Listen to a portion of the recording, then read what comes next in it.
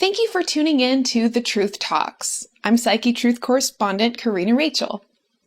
I want to start by asking you if you've ever heard of military mind control.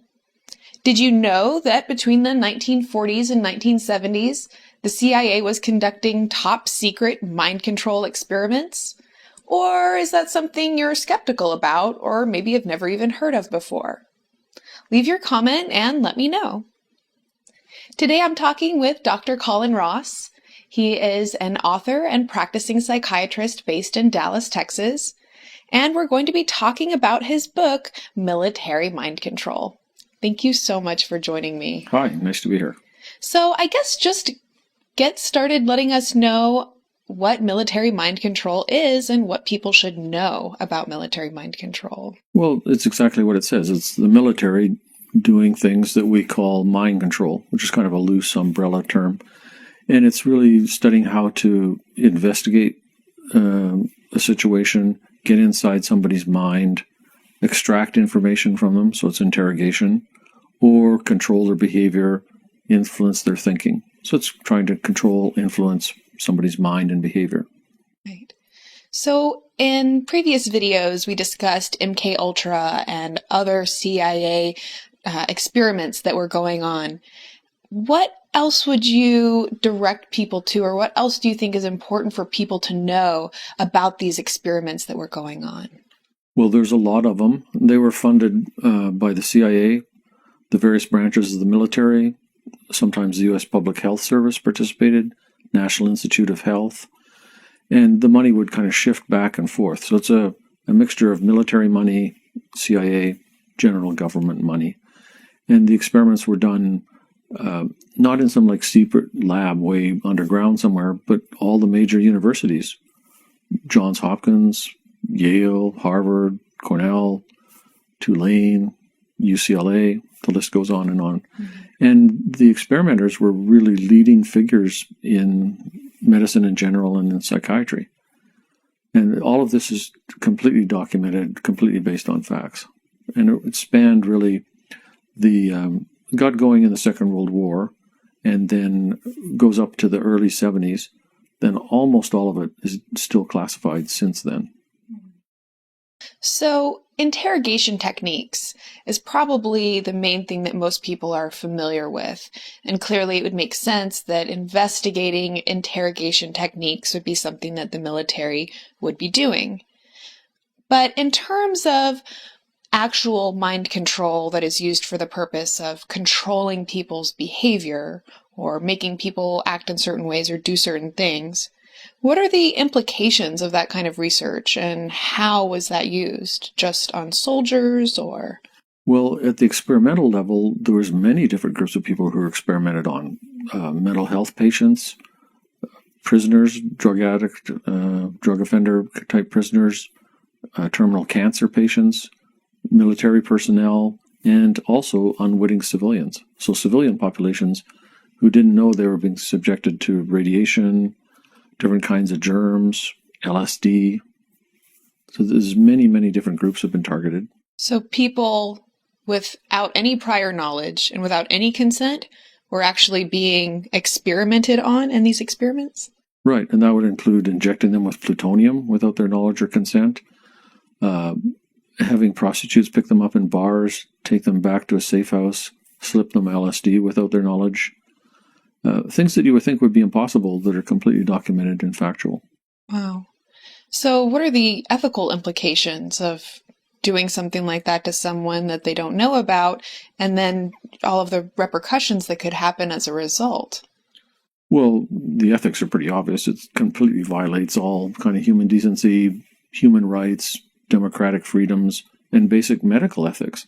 So it's kind of the military is on the hook for violating the principles of democracy, basically. And the medical doctors who participated additionally are violating medical ethics and the Hippocratic Oath. The implications are some people got serious pneumonias from some of the germs that were spread around in the San Francisco Bay Area.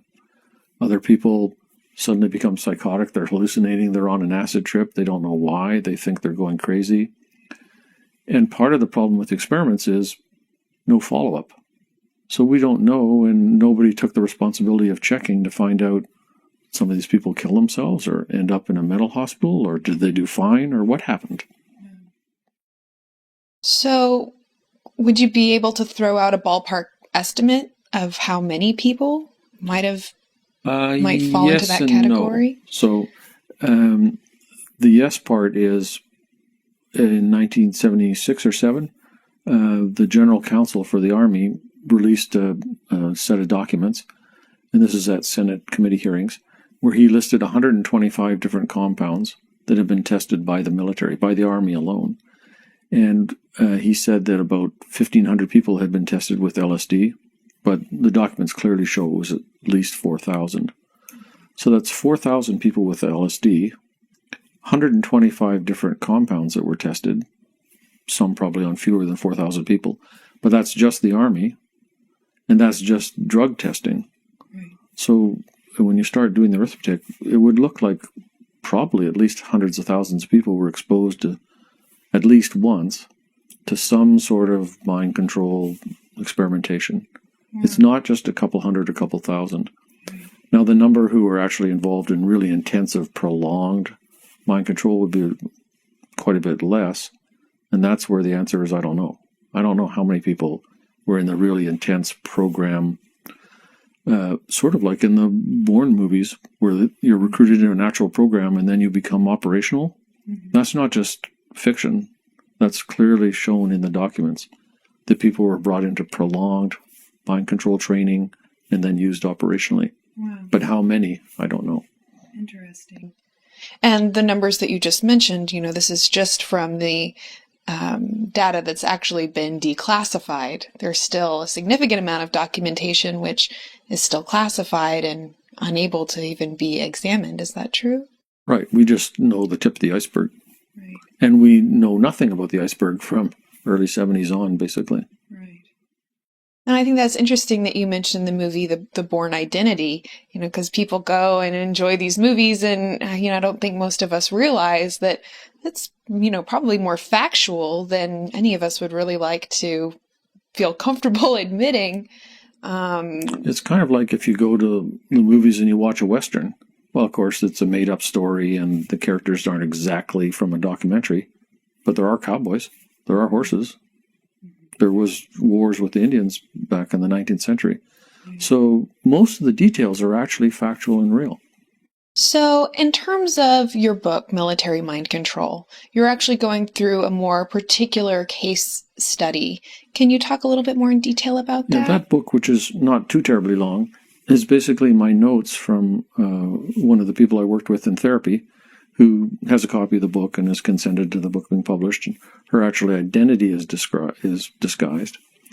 But she came into my practice in the mid-90s, and several sort of general problems, very isolated and lonely, a lot of anxiety, a lot of panic. And she had already been in therapy with another therapist for a while and had memories of being sexually abused by her dad, some kind of ritual cult-sounding abuse. And she really came to me because it was a little bit too complicated for the therapist that was treating her. And then she was basically transferred to my care, and I've worked with her for quite a number of years. And she made amazing progress and amazing level of recovery. Married, good solid sound marriage, functioning well as a mother, 2 well-adjusted children, functioning in a profession in the community. Way drastically reduced anxiety symptoms, depression symptoms, amnesia, dissociative kind of symptoms. Mm-hmm. So really a very impressive recovery. But in the story that she told me a little bit of at the beginning, and that came out during the course of the therapy, she described being involved in a very structured, very complex military mind control program. Interesting. Can you elaborate on that program she was involved in? Sure. And I've heard this kind of story from many dozens of people.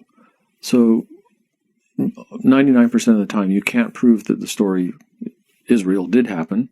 You can't prove that it isn't real and didn't happen. There's just no way to do either. Mm-hmm. Because you can't just phone up the Army and say, hey, was this woman in one of your programs back in the 70s.